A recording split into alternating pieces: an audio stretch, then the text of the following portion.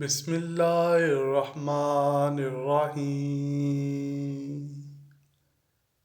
سانپ اور مور جنت سے آئے ہوئے جانور ہیں۔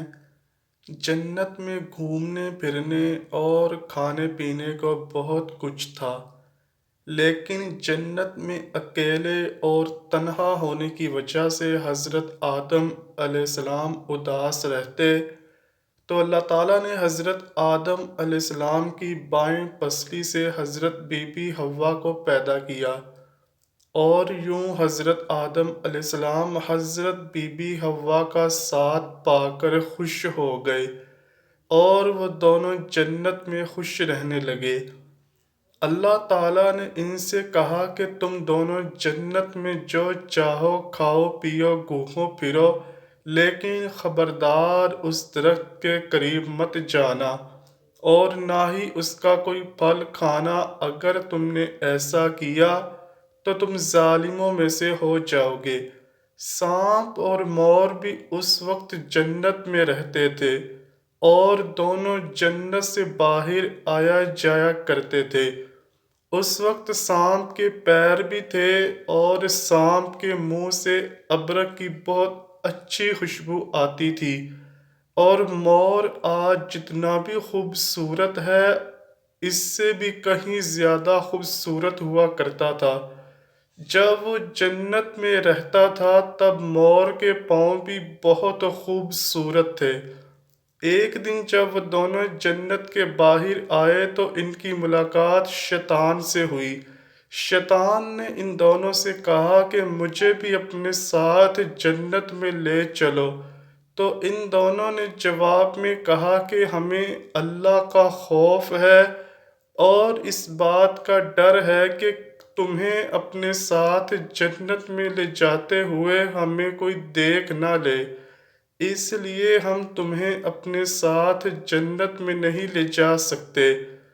اس پر شیطان نے انہیں اپنی دوستی کا واسطہ دیا کہ ہم جنت میں ساتھ رہے ہیں، مجھے بھی جنت میں لے چلو۔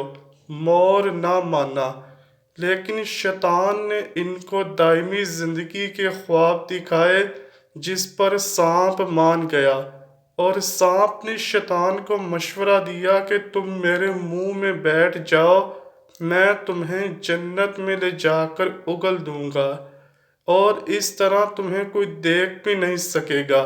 خیر، سانپ نے شیطان کو منہ میں جنت میں لے جا کر اگل دیا۔ اس طرح شیطان دوبارہ جنت میں داخل ہونے میں کامیاب ہوا۔ شیطان نے جنت میں حضرت آدم علیہ السلام اور حضرت بی بی حوا سے ملاقات کی، اور ان سے کہا کہ میں تمہارا خیر خواہ ہوں، تم نے جنت میں ابھی تک اس پھل کو کیوں نہیں کھایا؟ اس پر دونوں نے شیطان سے کہا کہ اللہ تعالیٰ نے ہمیں اس درخت سے دور رہنے اور اس کا پھل کھانے سے منع کیا ہے، اس لیے ہم نے ابھی تک اس کو نہیں کھایا اور نہ ہی کھائیں گے۔ جب حضرت آدم علیہ السلام سو گئے تو شیطان حضرت اماں حوا کے پاس آیا اور انہیں بہکانے لگا کہ اللہ تعالیٰ نے تمہیں پھل کھانے سے اس لیے منع کیا کہ کہیں وہ پھل کھانے کے بعد تم نہ مرنے والے بن جاؤ اور ہمیشہ کے لیے جنت میں رہنے لگو۔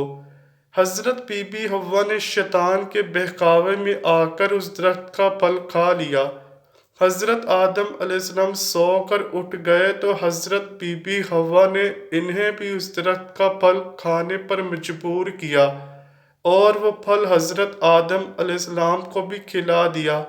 جیسے ہی ان دونوں نے اس درخت کا پھل کھایا تو ان کا جنت کا لباس اتر گیا۔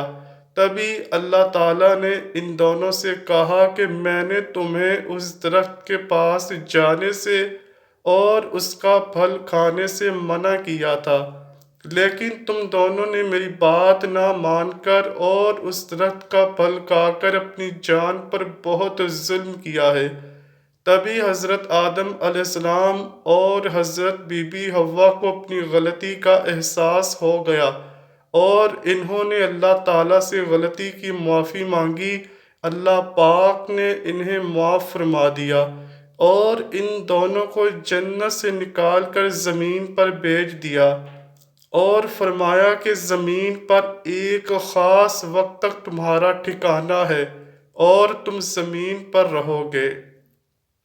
اللہ تعالیٰ نے شیطان کو جنت میں لے کر آنے پر مور کی خوبصورتی چھین لی، اور جن پیروں سے وہ شیطان کو جنت میں لے کر آیا تھا انہیں بدصورت بنا دیا، اور جس سانپ نے مور کو شیطان کی مدد کرنے کا مشورہ دیا اور اپنے منہ میں شیطان کو چھپا کر لے آیا تھا، اللہ تعالیٰ نے اس کے منہ سے ابرک کی خوشبو چھین کر سانپ کے منہ میں زہر بھر دیا، اور سانپ کی ٹانگیں چھین کر مور اور سانپ کو جنت کی اس خوبصورت جگہ سے ہمیشہ ہمیشہ کے لیے نکال دیا۔